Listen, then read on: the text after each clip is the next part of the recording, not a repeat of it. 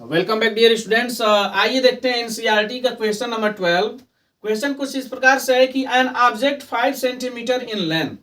सबसे पहले दोस्तों क्वेश्चन में जो जो चीज दिया है उसको हम लोग लिखते चलते हैं, उसके बाद क्वेश्चन को सॉल्व करेंगे। कह रहा है कि an object 5 centimetre in length, यानी कि ऑब्जेक्ट की जो लेंथ दे रखा है दोस्तों, ये कितना दे रखा है, 5 सेंटीमीटर दे रखा है।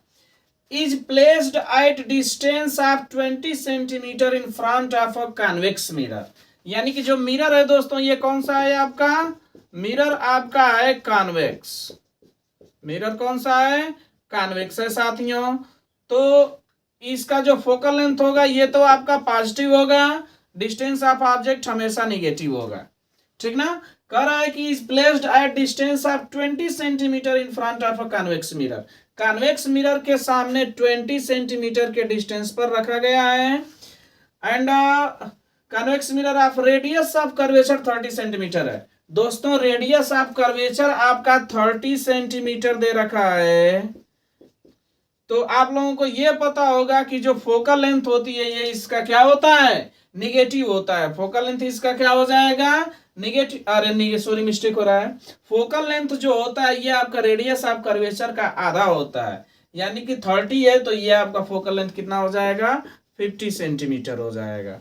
ओके, जो फोकल लेंथ होती है दोस्तों ये आपका रेडियस ऑफ कर्वेचर का क्या होता है, आधा होता है। तो यहाँ से रेडियस ऑफ कर्वेचर हम लोग हटा सकते हैं, ठीक। अब एफ आ गया, यू आ गया। अब साथियों आप सबको वी निकालना है, तो हम लोग फार्मूला यूज करेंगे 1/f is equal to 1/v plus 1/u, ठीक है। 1/f is equal to 1/v plus 1/u, यानी यहां पर हो जाएगा दोस्तों 1/f। f कितना है आपका 1/15 इज इक्वल टू 1/v, और u कितना है -1/20।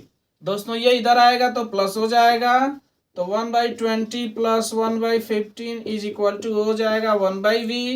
और साथियों जब इसको हम लोग सॉल्व कर लेंगे तो कितना आ जाएगा, 15 और 20 का एलसीएम कितना आ जाएगा, 60। 15 और 20 का एलसीएम आ जाएगा 60, और 20 से जब करेंगे तो 3 बढ़ जाएगा, 15 से जब करेंगे तो 4 बढ़ जाएगा, इज इक्वल टू हो जाएगा 1/v। तो ये आ गया 7/60 इज इक्वल टू 1/v। जब इसका उल्टा कर देंगे तो v इज इक्वल टू हो जाएगा 60/7, ठीक है। कितना हो जाएगा, तो ये हो जाएगा v इज इक्वल टू 7 8 जा 56, एंड 4 डेसिमल बढ़ा करके आपका 0 हो जाएगा, और कितना हो जाएगा 7 5 जा 35, और आपका 35, और फिर से आपका 5 7 7 जा 49, यानी कि लगभग ये जाएगा आपका 8.57 सेंटीमीटर, ठीक ना।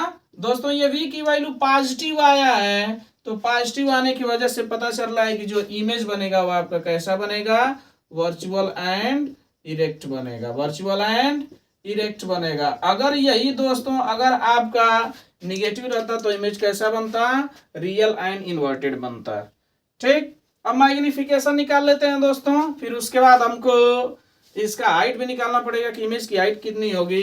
तो मैग्निफिकेशन होता है दोस्तों m इज इक्वल टू कितना होता है, -v/u। तो m इज इक्वल टू हो जाएगा दोस्तों -v। v कितना है, माइनस में v आपका है 8.57, और डिवाइडेड बाई u कितना है, u है आपका 20, -20, तो माइनस से माइनस कैंसिल हो जाएगा। m इज इक्वल टू कितना आ जाएगा, सबसे पहले हम लोग इसको 2 से डिवाइड कर लेते हैं। 2 से डिवाइड करेंगे तो 4, और 1 0 है तो 1 डेसिमल इधर आ जाएगा तो 0.4, और 2 से करेंगे तो 2 दूनी 4, 2 8 16, लगभग 0.428 आएगा, ठीक है। m आ गया। अब जैसे ही m आ गया दोस्तों हम लोग एक फार्मूला में पुट करेंगे। m इज इक्वल टू होता है -v/u is equal to i डैश/o dash, height of image to height of object.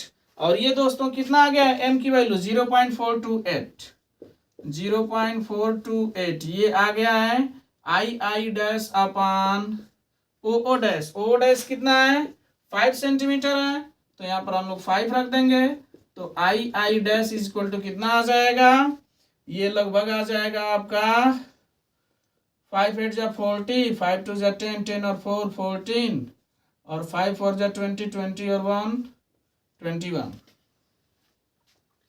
ठीक है, कितने अंक के बाद डेसिमल है? तो 1 2 3, 1 2 3, 2.14 सेंटीमीटर आपका क्या हो जाएगा? इमेज हो जाएगा, इमेज की हाइट हो जाएगी। तो दोस्तों ये था आपका क्वेश्चन कि कोई ऑब्जेक्ट है जो कि आपका 5 सेंटीमीटर की है, किसी कॉन्वेक्स मिरर के सामने 20 सेंटीमीटर की डिस्टेंस पर रखी गई है। तो उसका जो आपका मिरर है उसका जो focal length sorry radius of curvature 30 centimetre दे रखा है। तो ये बोल रहा है कि इसके द्वारा इमेज बनेगा, उसका नेचर बताइए और ये बताइए कि मैग्निफिकेशन कितना होगा, इमेज की हाइट बतानी है। तो आप सब 1/f = 1/v + 1/u formula use कर सकते हैं और यहाँ से मैग्निफिकेशन निकाल करके आप लोग इस क्वेश्चन को सॉल्व कर सकते हैं। आई थिंक आप सबको समझ आया होगा। अगर समझ आ रहा है दोस्तों तो प्लीज़ लाइक करें, सब्सक्राइब करें, शेयर करें। Thanks for watching. Have a nice day.